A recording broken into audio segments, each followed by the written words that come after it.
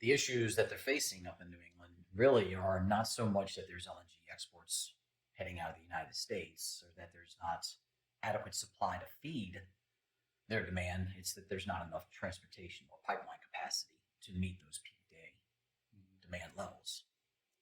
And what we know from basic economics is when there's a lot of supply, a lot of demand, and not much supply, or there's constraints on the system, prices respond. And that's what happens pretty much every winter.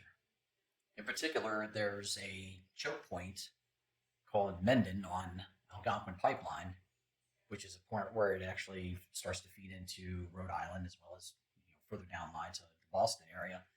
And it's not dissimilar from what you see on Transco Zone 6 in Linden, New Jersey. It's always been a constraint point, getting gas in New York City.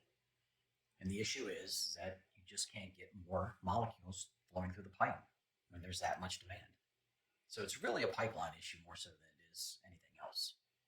And the interesting part about it is, right in their backyard, basically, the Marcellus Shale, which is a very prolific basin, but very prolific shale play. It's got a lot of gas that it can feed these markets. There's just not enough takeaway capacity to get it to those markets when there's that high of demand.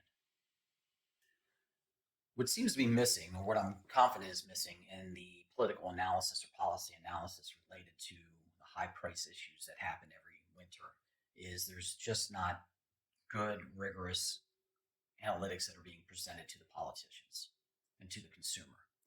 Those analytical tools do exist, as for instance, RBAC.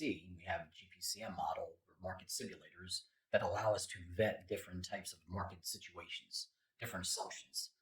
And those tools allow you to understand what are the primary or the main triggers that will impact supply, demand, and prices. And when you don't have those, it's very difficult to really come to the appropriate conclusion. What is the optimal conclusion? What is the appropriate policy to satisfy or solve this issue?